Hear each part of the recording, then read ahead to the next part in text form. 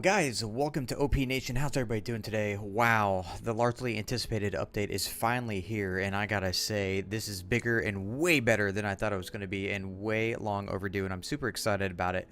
So this is going to be, my guess is probably going to be released tomorrow or by next, I would say probably next Wednesday.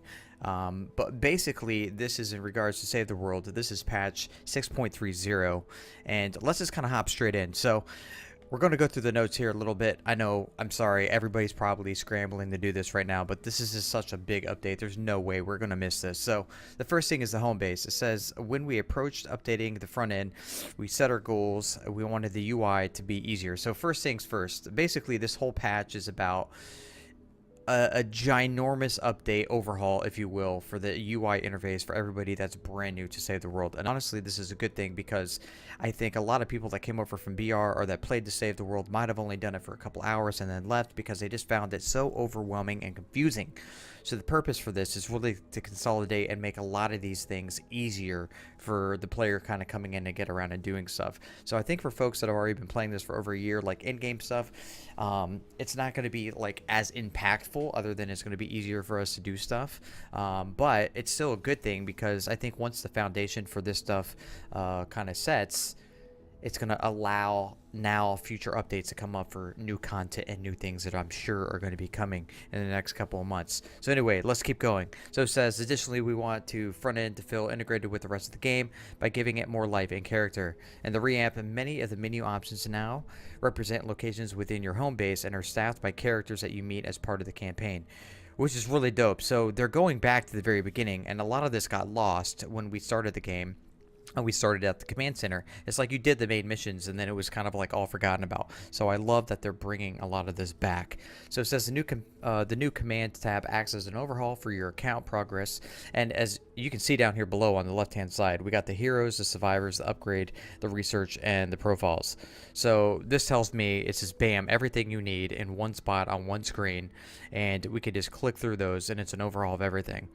It says offering a quick access to change your heroes, your stats, and manage all of your heroes and survivors, which is way more powerful. And I love this screen, dude. Look, we got the constructor.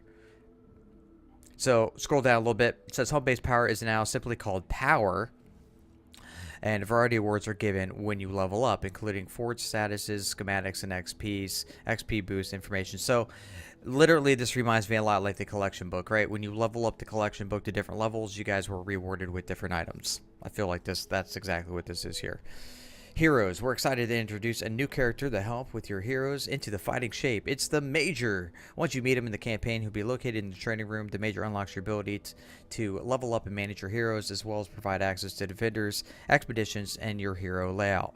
We'll have more details on the new hero layout when the feature is closer to release, but for now, here is basically what it looks like. So if you look down in the picture here, they've simplified this about as easy as it can get. It literally shows your heroes, you can manage them, your hero layouts, your defenders, and your expeditions. I love these backgrounds, by the way.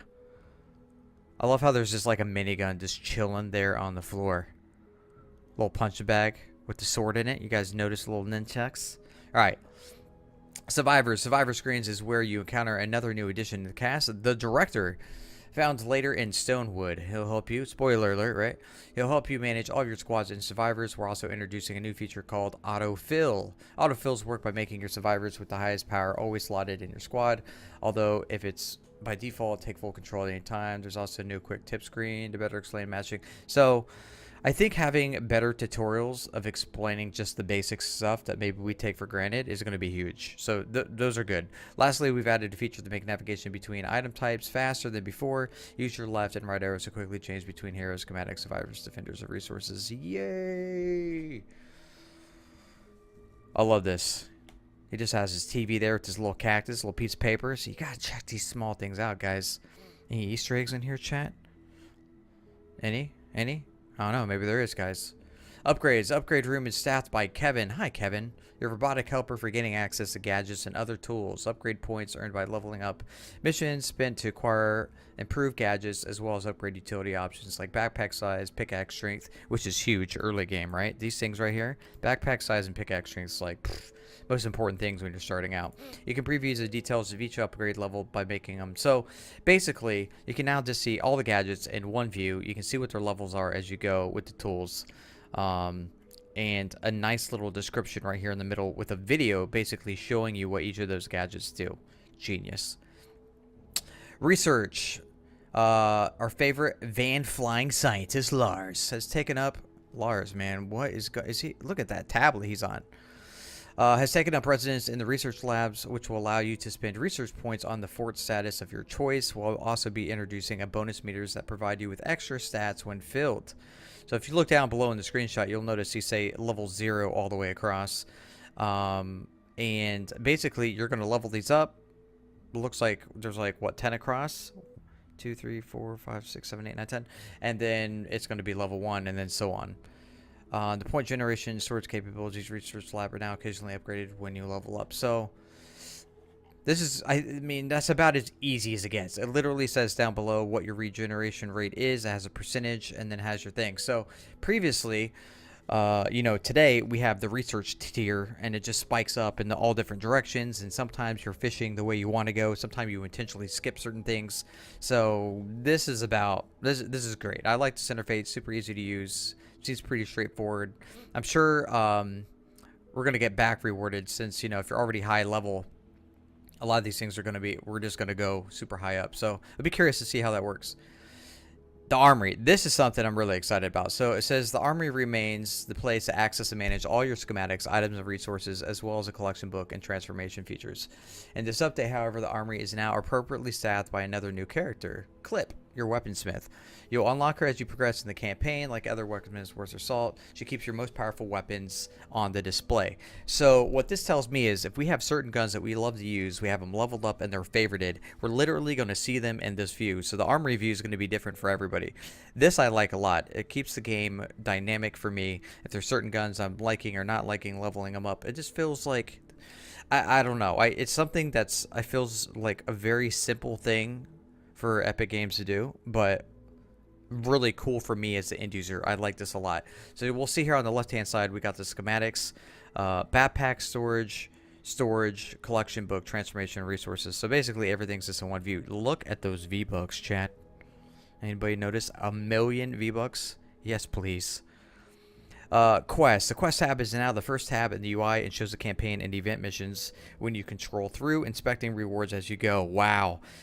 This is amazing. So basically, when you're looking for quests, you know, there's a lot of other sites that people have been using, Storm Shield 1, Fortnite DB, etc., where you can search mission rewards. So if you're only looking for Survivor XP, Hero XP, schematics, maybe you're looking for perk ups, this looks like now we can just expect what the rewards are in a much easier and cleaner place versus scrolling through the map up and down, left and right, trying to figure out what we want to do next. So that's really good. New player experience. We've also made some changes to improve the new player experience. Previously, we had a lot of quests with UI-based objectives to help explain new features, but very often were hard to notice and often not as effective as they should have been. So this is good too. It means basically they're going to have more tutorial pop-ups like this that are kind of just going to kind of explain what to do as the player is progressing through the game or through the campaign, helping you as you go. They needed more of this, and I think that's what this is, and I'm good. How does this affect my account? What about my skill tree? My defender squads?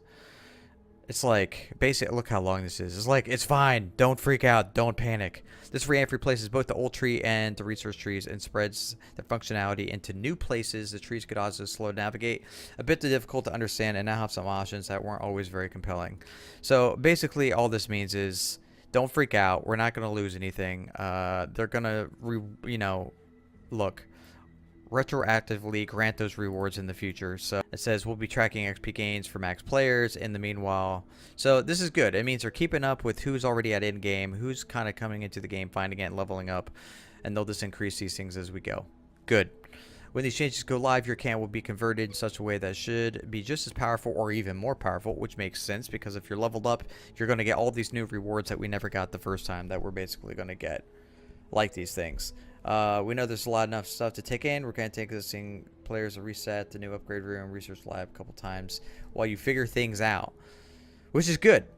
One last thing to mention is the requirements for the pre-selected defenders have been removed. While the same rules governing how many mission storms defenders have one carried over, you can now summon a defender just by using a defender post. These changes are in first.